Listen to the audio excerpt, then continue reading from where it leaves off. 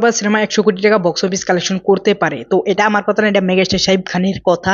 যে মেগাস্টার শাকিব খান নিজেও বলছেন যে এই সিনেমাটা 100 কোটি টাকা বক্স অফিস কালেকশন করতে পারে। আর এই সিনেমাটাকে নিয়ে মেগাস্টার শাকিব খান অনেকটাই কনফিডেন্স।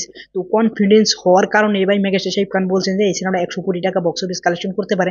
আর এই সিনেমাটাকে নিয়ে মেহেদী হাসান হৃদয় ভাইয়া বলছেন যে এই সিনেমাটা যদি কোটিতে যায় তাহলে ভাই বাংলা সিনেমার জন্য অনেকটাই উন্নতি হয়ে যাবে এবং কি বাংলা সিনেমার জন্য অনেকটাই ভালো দিন চলে আসবে। এবং কি সাকিবিয়ানরা বলছে যে এই সিনেমাটা কিনা অনেক অনেক এক্সাইটেড এবং কি সাকিবিয়ানরা বলছে এই সিনেমাটা ভাই 100 কোটিতে যাবে। আর মেগাস্টার শাকিব খানের প্রথমে এই সিনেমাটা হবে যে এই সিনেমাটা 100 কোটির বক্স অফিস কালেকশনে যাবে।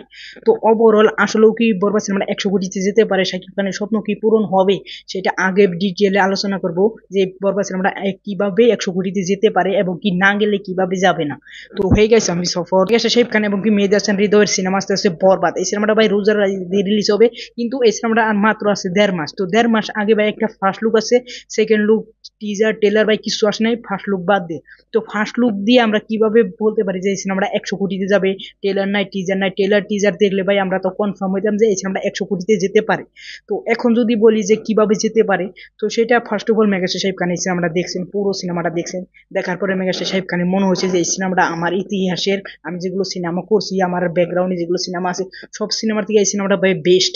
তো সেই জন্য মেগাস্টার শাকিব খান কনফিডেন্স হয়ে বলেছিলেন বা একটা নিউজে বলেছিলেন যে এই সিনেমাটা 100 কোটি যেতে পারে, এটা আমি আশা রাখতে পারি। তো মেগাস্টার শাকিব খান এতটাই পছন্দ হয়েছে। আর যদি আমাদের মতামতে বলি যে এই সিনেমাটা 100 কোটি যেতে পারে, হ্যাঁ যেতে পারে, কিভাবে সেটা বলছি তোমাদেরকে।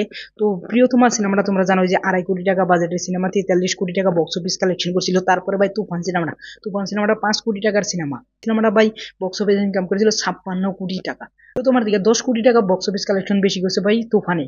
তো তুফান সিনেমাটার বাজেট ছিল ভাই মাত্র 5 কোটি টাকা। আর তোমরা বরবাদের বাজেট কত ধরো?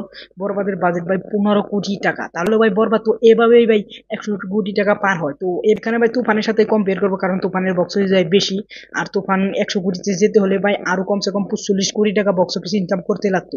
কিন্তু তুফান সিনেমাটা যদি আসলেও ভাই 2 মাস 3 মাস চলতো, 3 মাস চলে ভাই এই সিনেমাটা 80 থেকে 85 কোটি টাকা বক্স অফিস ইনকাম করতে পারতো। কিভাবে করতে পারতো সেটা তোমাদেরকে বলছি। সিনেমাটা যখন রিলিজ ছিল, কুরবানি ছিল, তো তার 1 মাস পরে ভাই বাংলাদেশে অনেক বড় একটা গন্ডগোল হয়েছিল। তো 1 মাসে এই সিনেমাটা চলছে, 1 মাসে ভাই 56 কোটি টাকা বক্স অফিস ইনকাম করছে। আরো 1 মাস যদি চলতো তাহলে ভাই 56 আধা ধরো 25 কোটি। তো 25 কোটি আর হইলো এখানে 56 কোটি, তাহলে ভাই 90 কোটি এরকমই হয়ে যায়। তো 3 মাস চলে ভাই 80 থেকে 85 কোটি টাকা বক্স অফিস ইনকাম করতে পারতো ভাই, সেটা গ্যারান্টি ছিল তুফানে। তো তুফানের থেকে বাজেট বেশি, তুফানের থেকে কোয়ালিটিফুল সিনেমা বরবাদ বেশি, এমনকি বরবাদের হাইপ তুফানের থেকেও বেশি।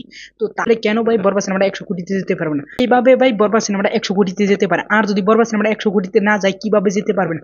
তো এখানে ভাই 1 নম্বরে দরদের মতো যদি প্রমোশন করে, অন্যান্য মামুনের মতো যদি চাপাবাজি করে, এবং কি দরদ সিনেমাটার মতো যদি শাকিব খানের বরবাদ সিনেমাটা হয়, যেহেতু বাজেটের সিনেমা, যদি দরদের মতো বিলু এভারেজ একটা সিনেমা হয়, তাহলে ভাই এই বরবাদ সিনেমাটা চলবে না, বরবাদ সিনেমাটা 100 কোটিতে যেতে পারবে না। এখানে ভাই তুফানকেও ছাড়িয়ে যেতে পারবে না। তো এইভাবে ভাই 100 কোটিতে যেতে পারে না। আর যদি ভাই 100 কোটিতে যেতে পারে তাহলে ভাই ওইভাবেই যেতে হবে।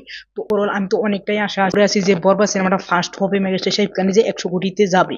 তো ওভারঅল তোমাদের কি মতামত প্লিজ তোমরা কমেন্ট করবে যে মেগাস্টার শাকিব খানের আশা কি আশা হয়েই থাকবে না আশা পূরণ হবে, এটা অবশ্যই কমেন্ট করবে। ওভারঅল এই ভিডিওটা ভালো লাগলে অবশ্যই একটা লাইক করবে, চ্যানেলটা সাবস্ক্রাইব করবে। Thanks for watching, by.